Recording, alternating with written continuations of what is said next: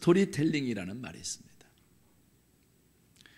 현대인의 소통 방법 중에서 가장 효과적 커뮤니케이션을 일으킬 수 있는 방법으로 공모전을 모집할 때도 스토리텔링을 중심으로 하라는 말을 많이 보게 됩니다. 스토리텔링이란 재미있고 생생한 이야기로 설득력 있게 전달하는 것을 말합니다. 설교도 과거에는 운변을 잘하는 사람이 설교를 잘한다라고 했습니다. 그런데 현대 사회에서는 스토리텔링을 잘하는 사람이 상대의 마음을 움직일 수 있습니다. 사람마다 내가 누구인가를 대중에게 보여줄 스토리가 있습니다. 요즘은 소도 이력이 있어서 그 소마다 스토리텔링이 있습니다. 잘 만들어진 스토리텔링에는 가장 핵심인 감동이 담겨져 있습니다.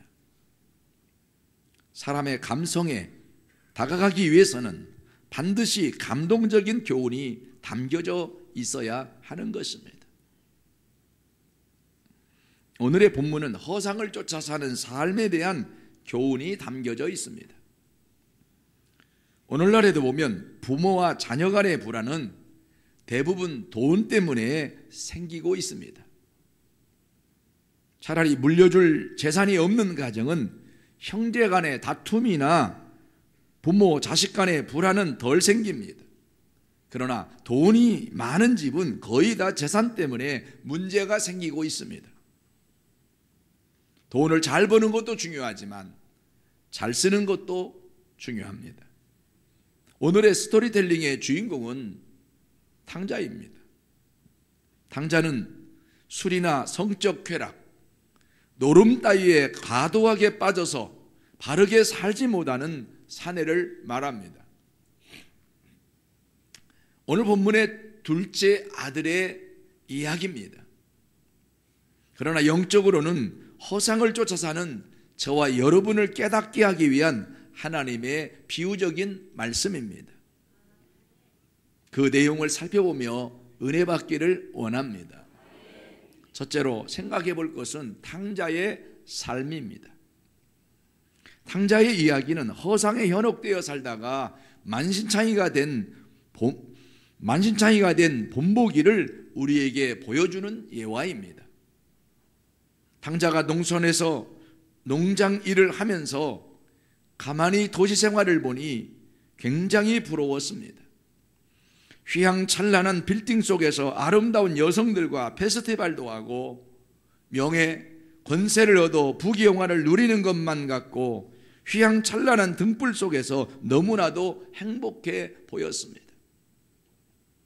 그래서 아버지께 간청을 해서 나에게 돌아올 재산을 먼저 나눠달라고 했습니다. 아버지를 못 견디게 할 만큼 간청하고 또 간청하니까 아버지가 재산을 나누어 주었습니다. 그러자 그 아들은 재산을 다 정리해서 도시에 가서 방탕한 생활을 했습니다. 잘 먹고 잘 입고 잘 마시고 하니까 아름다운 여자들도 많이 따르고 친구들 사이에도 자기가 영웅이 되는 듯 했습니다. 인생을 자기 마음대로 사니까 이게 인생이구나라고 생각할 정도로 쾌락에 빠졌습니다. 그가 그렇게 생활하는 동안에 나라에 흉년이 들었습니다. 탕자는 아버지로부터 받은 재산을 다 날려버렸습니다. 돈 떨어지자 돈으로 사귀었던 친구들도 다 떠나고 오갈 데 없는 신세가 되었습니다. 사람은 어려움 당할 때 보면 그 사람이 살아온 삶의 흔적이 보입니다. 자신을 영웅시하던 친구도 아름다운 여성들도 다 떠나버렸습니다. 원래 돈으로 사귄 친구는 돈 떨어지면 떠나고 술로 사귄 친구는 술 끊으면 떠납니다. 그가 배가 고파 견딜 수가 없었습니다. 그래서 찾은 직업이 돼지치는 직업이었습니다. 이스라엘에서 돼지치는 직업은 제일 천한 직업인데 그곳에서 그는 돼지가 먹는 쥐염 열매로 배를 채우고자 하지만 주는 자가 없어서 배고파 견딜 수가 없었습니다. 이렇게 인생의 허상을 쫓아 살면 결과는 비참해질 수밖에 없다는 것을 깨닫는 자가 되어야 할 것입니다. 해밍웨이가 쓴 노인과 바다라는 책을 보면 한 노인이 물고기 한 마리를 잡기 위해 망망대해 바다에서 오랜 고생을 한 이야기가 기록되어 있습니다. 노인인 어부에서 오는 인생에서 제일 큰 고기를 하나 잡아보겠다는 것입니다. 그 누구도 잡아보지 못한 가장 큰 고기, 그것을 잡아보겠다는 소원을 가지고 있었습니다. 그래서 그 큰 고기를 잡기 위해서, 누구도 잡아보지 못한 큰 고기를 잡기 위해서 먼 바다로 나가서 며칠 밤낮을 새가면서 고기를 따라다니다가 정말 큰 고기 한 마리를 잡았습니다. 너무나 커서 배에 실을 수가 없어서 배 옆에다가 묶었습니다. 배에다가 묶고 끌고 올 만큼 큰 고기니까 얼마나 큰 고기요. 그런데 돌아오는데 너무 많은 시간이 걸리니까 고기의 상처에서 흘리는 그 피로 말미암아 피냄새를 맡은 상어들이 따라오면서 그 고기를 모두 뜯어먹어 버렸습니다. 온갖 고투 끝에 항구에 들어와 고기를 들여다보니 뼈다귀만 앙상이 남고 고기는 상어떼가 다 뜯어먹어 버렸습니다. 그것이 바로 노인과 바다라는 작품으로 노벨 문학상을 탄 문학 작품 내용입니다. 이것은 무엇을 의미하느냐 하면 인생에 굉장한 것을 기대하고 갔으나 앙상한 뼈다귀밖에 남는 것이 없다는 것이요, 오늘날 현대인의 삶의 모습을 잘 보여주고 있습니다.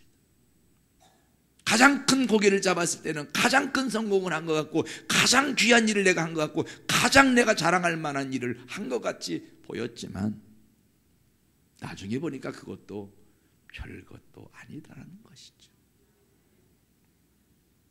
많은 사람들이 자기 욕망을 이루어내려고 발붙여 보지만 결국은 잠시 있다가 사라지는 물거품 같아서 허무와 고독에 몸부림친다는 것입니다. 사무엘 선지자는 사무엘 12장 21절을 통해 이렇게 말합니다. 돌아서서 유익하게도 못하며 구원하지도 못하는 헛된 것을 따르지 말라. 그들은 헛되니라. 다른 사람을 유익하게도 못하고 구원하지도 못하는 것은 헛된 것이요 허상임을 말하는 것입니다. 여러분, 다른 사람에게 유익도 주지 못하고 구원하지도 못하게 하는 것들을 쫓아서 사는 것은 다 헛된 것을 쫓아 사는 것이라는 거예요. 나에게도 유익이 돼야 되지만 다른 사람에게도 유익이 돼야 되고, 나도 구원의 반열에 서서 은혜 중에 기쁨으로 구원의 감격 속에 살아야 되지만, 나와 관련된 사람들, 내가 만나는 사람들도 다 구원받고 그 구원의 기쁨 속에 살게 하는 것이 우리에게 우리가 진정으로 쫓아야 될 삶의 모습이 된다는 것이죠. 아멘. 좀 더 크게 하면 얼마나. 오래전 코카콜라 회장이 뉴욕에 있으면서 고민에 빠졌습니다. 국가가 자기 회사에 많은 세금을 부과해서 자기 사업의 이익을 다 빼앗아간다고 생각했기에 너무나 괴로워했습니다. 그래서 인생 철학자 나폴레옹 힐 박사를 청했습니다. 그리고 나폴레옹 힐에게 말했습니다. 국가가 세금으로 나의 회사의 이익을 다 빼앗아 가려고 하는데 내 마음이 괴로워 못 견디겠으니 어떻게 하면 좋겠느냐는 것이었습니다. 나폴레옹 힐이 가만히 듣고 있더니, 회장님, 올해 연세가 어떻게 되십니까? 90입니다. 그랬더니 힐 박사가 허허허 웃으며 하는 말이, 회장님, 코카콜라 회사의 모든 주식과 서류를 벽난로에 태워버리세요. 그리고 평안하게 웃으면서 살지 뭐다로 그 서류 가지고 걱정하십니까? 라고 반문했다는 이야기입니다. 90이면 얼마나 더 산다고. 그렇게 그걸 걱정하고 사느냐 이 말이죠. 우리 인생은 그 무엇 하나 영원히 소유할 수 없습니다. 소유가 많으면 문제가 생깁니다. 재벌 회장이 자살하는 것 무엇 때문입니까? 여러분, 성경에서도 아브라함과 롯이 가난할 때는 하나가 되었습니다. 그러나 소유가 많아지니까 공존할 수 없게 될 만큼 소유가 많아지니까 분쟁이 생기게 되고 결국 헤어질 수밖에 없는 현실에 부딪히게 됐습니다. 오늘 본문의 당자는 허상을 쫓아 살다가 모두 다 물거품이 되고 나니까 처참한 지경에서 자신을 돌아보게 된 것입니다. 여러분, 쾌락을 쫓아 사는 것은 허상입니다.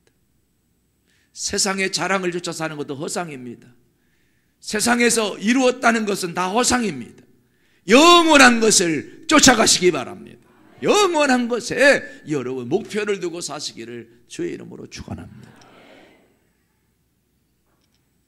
두 번째 생각해 보고자 하는 것은 탕자의 고독입니다.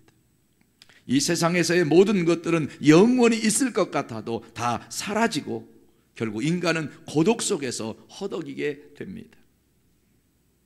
부부가 만나서 영원히 사랑할 것 같지만 그 또한 살다 보면 영원하지 않습니다. 살다 보면 그냥 함께 살아온 세월의 정으로 삽니다. 어때요? 결혼해서 30년, 40년 살아보니까 지금도 눈빛만 봐도 막 불 붙습니까? 가슴이 이글이글 타오릅니까?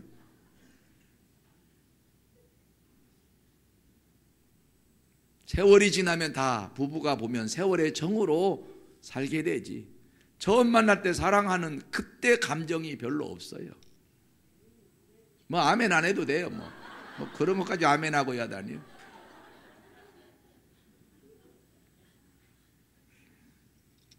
부모 사랑도 마찬가지입니다. 세월이 흐르면 부모도 늙고 힘이 없어 늘 나를 위해 헌신해 주지 않습니다. 아니, 헌신해 줄 수 없습니다. 헌신해 줄 여력이 없어요. 주고는 싶은데 줄 게 없는 거라. 나이가 들어보니까 세상의 모든 것은 변하거나 사라진다는 말입니다. 영원한 것이 없어요. 전도서 1장 2절로 11절 말씀을 소리내서 힘있게 한번 읽어보겠습니다. 같이 읽겠습니다.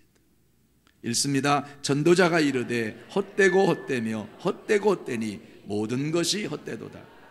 해 아래서 수고하는 모든 수고가 사람에게 무엇이 유익한가? 한 세대는 가고 한 세대는 오되 땅은 영원히 있도다.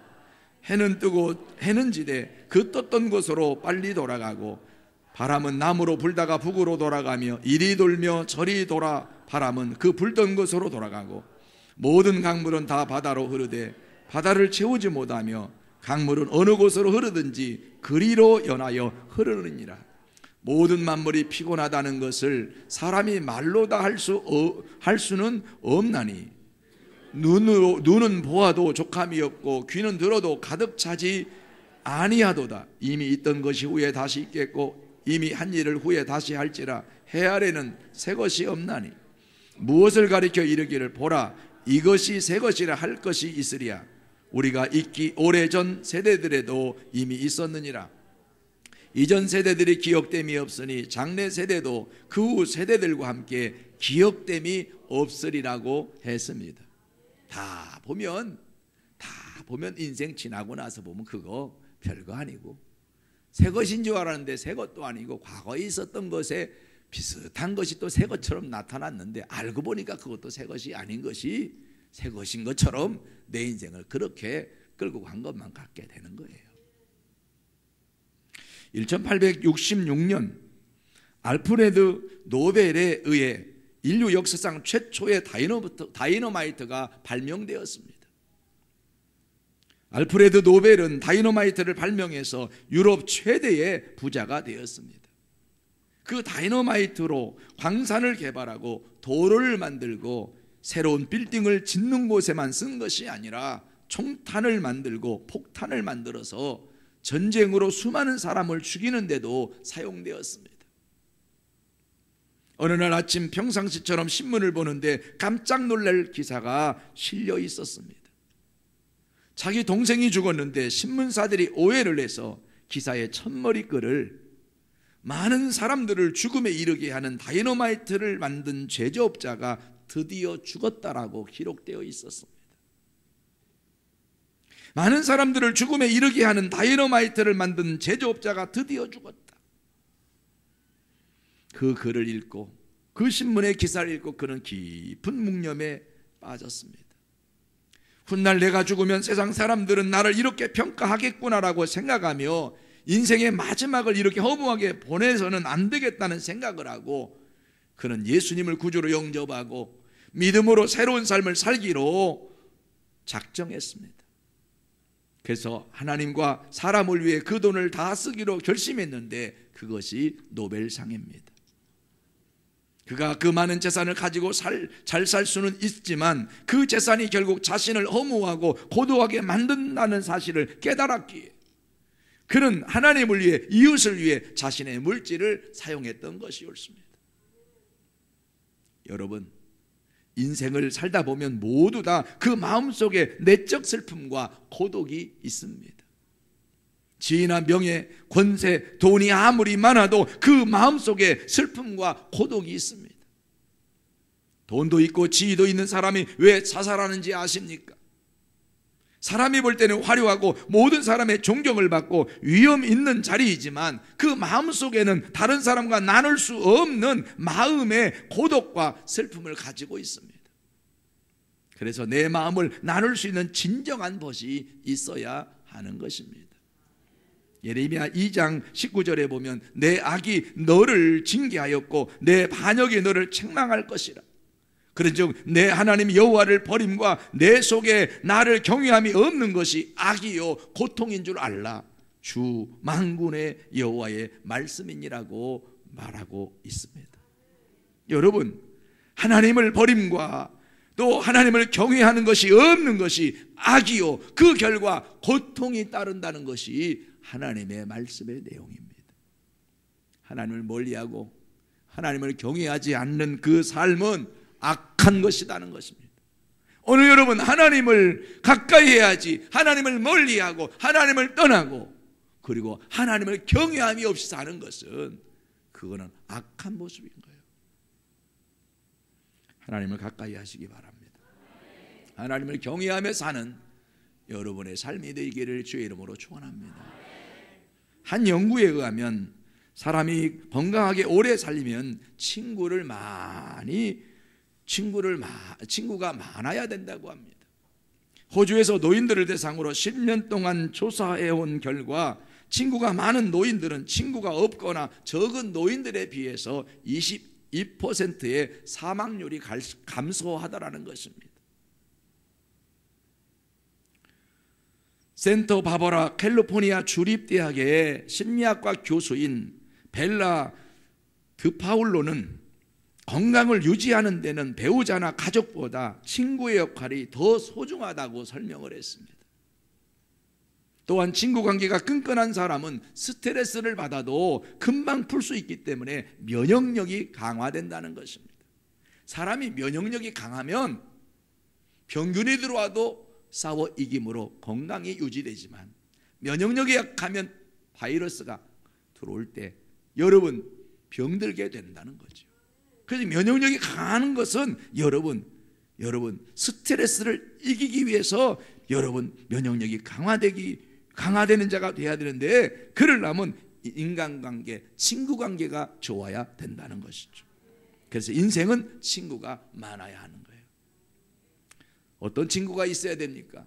소통할 수 있는 친구, 내 치부를 드러내어도 조금 더 흉이 되지 않는 친구, 이런 친구가 있는 사람은 어떤 어려움이 있어도 우울증에 걸리지 않습니다. 여러분, 힘들고 어려운 거를 다 이야기할 수 있는 친구, 그런데 그 이야기를 함께하며 다 속에 엉어려진 것들이, 아픈 것들이 풀려지게 하는 그런 친구 있을 때 우울증 걸릴 일이 뭐가 있겠어. 어떤 친구는 그런 얘기를 하면 나가서 소문을 다 내주는 거야. 그러니까 스트레스를 더 받아. 그런 친구 든 사람은 더 힘들어져. 그건 친구가 아니라 뭐예요? 그건 여러분이 한 말이에요. 그거는.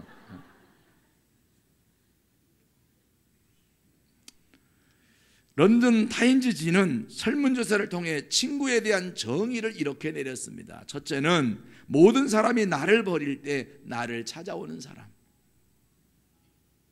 둘째는 나의 침묵을 이해하는 사람. 셋째는 나의 기쁨은 더해주고 슬픔은 덜어주는 사람이라고 했습니다. 이런 친구를 가진 사람은 복이 많은 사람임이 분명합니다. 그런데 이런 친구가 없는 사람에게 예수님께서 친구가 되어주시겠다고 말씀하시니 얼마나 감사한 일입니까? 누가복음 7장 34절 말씀에 보면 예수님이 이렇게 말씀하십니다. 인자는 세리와 죄인의 친구로다. 그 누구도 친구 삼지 아니하려고 하는 죄인과 세리의 친구가 되시겠다고 스스로 예수님께서 말씀하시고 그들에게 다가가셨습니다. 세리와 죄인은 세상에서 가장 천대받는 존재이지만 예수님은 그들에게 친구가 되겠다라고 말씀하신 것입니다. 예수님 당시에 가장 손가락질 받고 가장 천하게 여겼던 직업이 세리였고 가장 사람들이 좋아하지 않던 죄인, 그들과 예수님이 친구가 되시겠다고 다가가신 것은 놀라운 사랑입니다. 사람은 애쓰고 힘쓰는 것으로 결과가 나타나는 것이 아니라 관계를 통해서도 많은 열매를 거둘 수 있습니다. 요한복음 15장 14절로 16절의 말씀을 함께 읽어보겠습니다. 읽겠습니다. 너희는 내가 명하는 대로 행하면 곧 나의 친구라. 이제부터는 너희를 종이라 하지 아니하리니 종은 주인이 하는 것을 알지 못함이라. 너희를 친구라 하였노니 내가 내 아버지께 들은 것을 다 너희에게 알게 하였음이라. 너희가 나를 택한 것이 아니요 내가 너희를 택하여 세웠나니 이는 너희로 가서 열매를 맺게 하고 또 너희 열매가 항상 있게 하여 내 이름으로 아버지께 무엇을 구하든지 다 받게 하려 함이라고 말씀하시고 있습니다. 예수님이 친구 되신 이유가 곧 열매를 맺게 하고 열매가 항상 있게 하여 아버지께 구하는 기도의 응답을 받게 하려 하는 것이라고 말씀하고 있습니다. 삶의 열매 맺는 축복이 저와 여러분에게 있기를 주의 이름으로 축원합니다. 빛의 열매도 맺고 전도 열매도 맺고 성령의 열매도 맺는 자가 되시기를 주의 이름으로 축원합니다. 세 번째 생각해 보자 하는 것은 당자의 깨달음입니다. 당자는 세상에서 환난을 통해 무엇이 진정한 행복인지를 깨닫게 되었습니다. 세상의 허상이 그를 행복하고 진실하게 만드는 것이 아니라는 사실을 깨달았습니다. 누가복음 15장 22절로 24절 말씀을 함께 읽어보겠습니다. 같이 읽겠습니다. 누가복음 15장 22절로 24절입니다. 읽습니다. 아버지는 종들에게 이르되 제일 좋은 옷을 내어다가 입히고 손에 가락지를 끼우고 발에 신을 신기라. 그리고 살찐 송아지를 끌어다가 잡으라. 우리가 먹고 즐기자. 이 내 아들은 죽었다가 다시 살아났으며 내가 잃었다가 다시 얻었노라 하니 그들이 즐거워하더라고 했습니다. 당자는 완전히 벌거벗은 몸으로 돌아왔습니다. 세상에서 누리던 모든 것을 다 잃어버리고 벌거벗은 사람이 되었습니다. 세상 사람들은 쥐염 열매도 주지 않는데 아버지는 그가 돌아오자 그를 껴안고 입을 맞추고 제일 좋은 옷을 갖다 입히게 했습니다. 이것이 은혜입니다. 자기는 책망 듣지 않을까 싶었는데 책망 듣는 게 아니라 도리어 기뻐하며 받아들여 주시고 품꾼의 하나로만 써줘도 감사할 텐데 아들로 인정해 주시니 너무 감사한 일이었습니다. 로마서 3장 23절로 24절 말씀에 보면 모든 사람이 죄를 범하였음에 하나님의 영광에 이르지 못하더니 그리스도 예수 안에 있는 속량으로 말미암아 하나님의 은혜로 값없이 의롭다 하심을 얻은 자 되었느니라고 말씀했습니다. 뿐만 아닙니다. 가락지를 끼우라고 하셨습니다. 유대인들은 자식을 낳으면 반지를 만들어서 부모와 형제의 이름을 적어서 끼워줍니다. 이것이 가족이 되었다는 증거입니다. 당자는 집을 떠날 때 반지를 빼서 던져버리고 돌아왔을 때는 품꾼이 하나로 써달라고 애원했지만 아버지는 아들로 인정해 주시고 가락지뿐만 아니라 신발까지 신겨주셨습니다. 옛날에 종과 아들을 구별할 때 발을 봐서는 구별할 수 없었습니다. 왜냐하면 종도 일을 하지만 아들도 일을 했습니다. 그러나 집으로 돌아올 때 보면 아들은 신발을 신었지만 종은 신발을 신지 않았습니다. 그런데 아버지는 탕자를 종으로 두지 말고 아들로 인정한다는 뜻입니다. 여기서 탕자의 스토리텔링에는 과거의 잘못을 환난을 통해 뼈저리게 느끼고 회개하고 돌아온 회개가 있었습니다. 여러분, 회개는 아무나 하는 게 아닙니다. 뉴스를 보면 사람을 연쇄적으로 죽이고도 회개치 않고 불안에 떨다가 자살하는 사람도 있습니다. 반면에 탕자는 아버지의 재산을 허비했지만 회개하고 돌이켜 아버지 품으로 다시 돌아왔다는 것이 엄청난 용기입니다. 여러분, 회개하고 돌아오는 용기가 있어야 합니다. 성경에도 보면 복을 받은 사람들은 하나님과의 관계가 회복된 사람들입니다. 다윗은 크고 작은 문제가 생길 때마다 모든 문제의 뿌리는 영적인 문제라고 생각하고 하나님과의 관계 회복에 애썼음을 볼 수가 있습니다. 그래서 나단 선지자가 다윗이 범죄함을 책망했을 때 침상이 썩도록 회개하며 하나님과 관계를 회복하는 그 모습을 볼 수가 있어요. 사울과 다윗의 다른 점이 바로 영적 지도자의 관계가 다윗은 겸손히 받아들였지만 사울은 무시해버린 것입니다. 다윗은 잘못이 지적되면 그것에서 돌이키려고 회개하려고 하는 자세를, 겸손한 자세를 가졌어요. 사울은 주의 종이 지적하는 것도 무시해버리는 그런 사람이었어요. 히스기야도 주의 종 선지자 이사야와의 관계가 좋을 때는 올바른 지세를 할 수 있었고 그 결과 나라가 부강하게 되었습니다. 그러므로 우리는 무엇보다도 하나님과의 관계 회복을 위해 내 자신을 돌아볼 수 있는 기회를 가지시기를 축원합니다. 예배 때마다 주시는 말씀을 통해서 나를 돌아보고 잘못 사는 거 회개하고 돌이켜 바로 숨으로 말미암아 하나님의 긍휼히 여기신 은혜를 받고 축복의 주인공으로 살아야 할 줄로 믿습니다. 설교하면 내게 주신 하나님의 말씀으로 깨닫고 돌이킬 줄 알아야지. 설교를 통해서 나를 깐다, 그렇게 생각하면 안 되는 것입니다. 설교를 통해서 하나님이 나를 깨우쳐 주시는구나, 나에게 바로 살라 하시는구나 생각하고 돌이켜야 하나님이 나를 기뻐하시고 하나님의 은혜로 복을 주시는 것이 옳습니다. 하나님과 연결이 잘 되어 있으면 피곤함이 없는 인생이 됩니다. 인생의 피곤함이란 두려움, 비교하는 것, 시기하는 것 등인데 하나님과 연결이 잘 되어 있으면 삶의 양과 질을 높이게 되어 감사하는 삶을 살게 됩니다. 우리가 감사하는 삶이 내 생활 속에 자연스럽게 이루어지면 그 사람은 하나님의 특별한 축복 속에 사는 인물이 되는 것입니다. 감사가 다 내 삶에서 사라져버리면 하나님의 특별한 축복의 주인공이 될 수가 없는 것이에요. 최근 20년간 절망에 빠져있는 사람들에게 희망 편지를 50만 통이나 보내는 기적을 실천한 사람이 있습니다. 감사를 인생의 생각과 생활 습관으로 바꾸어 자신의 불행한 인생을 행복으로 이끈 오규근 씨가 희망 편지의 주인공입니다. 그는 온몸의 뼈가 부러지는 희귀병으로 혼자 일어설 수조차 없는 중증 장애인입니다.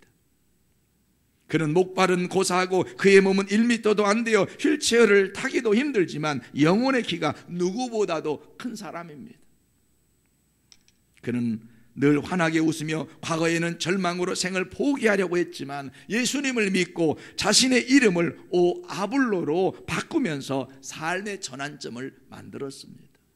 아블로처럼 사람들과 관계를 좋게 하고 사람과 사람과의 관계를 좋게 하는 역할을 하며 살고 싶어서 그렇게 이름을 고치고 그 이름대로 살아보겠다고 하면서 삶의 전환점을 맞이하게 된 것이죠. 그는 지금도 말합니다. 저같이 불편한 몸이지만 하나님의 백성으로 정상인을 도울 수 있어서 얼마나 기쁜지 모른다고. 여러분, 불평 대신 감사를 선택한 인생의 승리자의 모습 아니겠습니까? 여러분도 불평을 감사로 여러분 불평 대신 감사를 선택한 인생의 승리자가 되시기를 바랍니다. 따라합시다. 불평 대신 감사를 선택하는 인생 승리자가 되리라. 지금 주어진 환경 속에서 여러분 불평하려면 왜 없겠어요? 불평거리가. 그러나 그 속에서도 그 불평 대신 나는 감사를 선택한다. 여러분 감사를 선택하니까 인생의 승리자로 살 수 있는 축복이 주어지다라는 것입니다. 여러분 없는 것을 찾아 불평하지 말고 있는 것으로 감사함으로 여러분 승리하시기를 주의 이름으로 축원합니다. 사랑하는 성도 여러분, 세상에서 추구하는 모든 것들은 잠시 보이다가 없어지는 안개와 같습니다.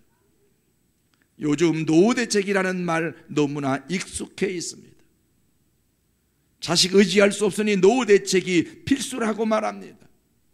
여러분, 이 세상에 살면서 꼭 해야 할 일은 노후대책도 필요하지만 사후대책도 해야 됩니다. 사후 몰라요? 죽은 이후. 죽은 이후. 죽음은 끝나는 게 아니기 때문에 사후 대책을 세워야 돼요. 살아있는 동안 내 삶의 이력이 내가 천국을 가느냐 지옥을 가느냐 상급을 받느냐를 결정짓게 되는 것입니다. 마치 학교에서 내신 성적이 좋아야 내가 원하는 대학을 갈 수 있게 되는 것과 같습니다. 여러분, 아이를 갖게 되면 어머니 못대 10개월, 그 10개월이 육신이 있고 사는 70년 80년 생애를 준비하는 기간이기 때문에 그 아이를 위해서 임신하는 엄마는, 산모는 그 아이를 위해서 모든 생활을 거기다 맞춥니다.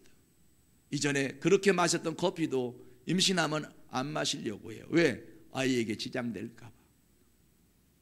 이전에는 몸이 안 좋으면, 몸이 아프면 약도 잘 먹었는데 감기 걸려도 약을 안 먹으려고 그래요. 왜? 애한테 지장이 있을까 봐. 어머니 모태의 10개월이 잘못되면 그의 인생 70년 80년이 힘들 수 있기 때문에 내가 좀 힘들어도, 내가 좀 고생이 돼도, 내가 좀 아파도 그의 인생을 위해서 내가 이 정도는 견뎌야 되지 않겠냐 하고 잘 견뎌요. 마찬가지로 이 땅에 육신 입고 사는 70년 80년의 기간은 천국에서 영원히 사는 사후 죽음 이후에 천국에서 영원히 사는 준비 기간이기 때문에 육신을 입고 사는 이 70년 80년이 준비가 잘 돼야 천국에서 영원히 잘 되는 주인공이 될 수 있는 까닭에 우리는 때로는 세상에서 즐기고 싶고 내 감정대로 막 살고 싶은 마음이 있지만 그러나 그거 다 절제합니다. 왜? 그러다가 내 영혼이 잘못될까 봐. 내 영혼의 영원한 삶을 위해서 때로는 이런 것도 절제하고 저런 것도 참고 이것도 끊고 저것도 끊어. 예수 믿기 전에, 은혜 받기 전에, 성령 받기 전에 내가 좋아하고 즐기고 쫓아 살던 여러분 허상을 쫓아가는 그 쾌락을 쫓아가던 세상에 별것 아닌 것을 위해서 자존심 걸고 막 살았던 그런 거 다 절제합니다. 왜? 영원한 삶을 위해서.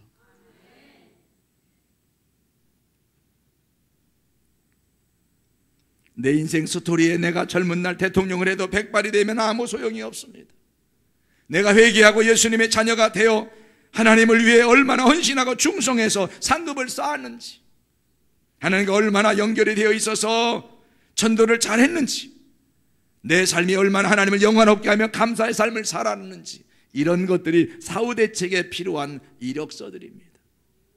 생명을 주고 생명을 살리고 유익을 주고 유익된 결과를 만들어내는 그런 이력서가 여러분의 이력서가 되기를 바랍니다.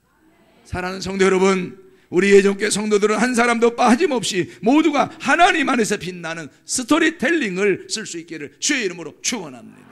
그래서 내 어머니의 스토리텔링을 들어보니까 내가 본받고 싶고, 내 아버지의 스토리텔링을 들어보니까 내가 그렇게 살고 싶고, 그런 부모가 되시기를 축원합니다. 그래 하나님께서 여러분을 통해서 그 가문의 축복이 되게 하시는 좋은 결과가 온다는 것을 기억하시기 바랍니다.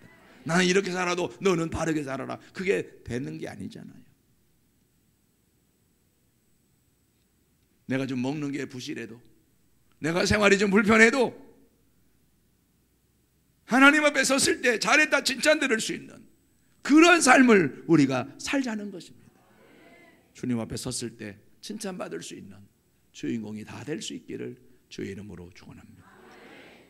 기도하십시다. 하나님 아버지,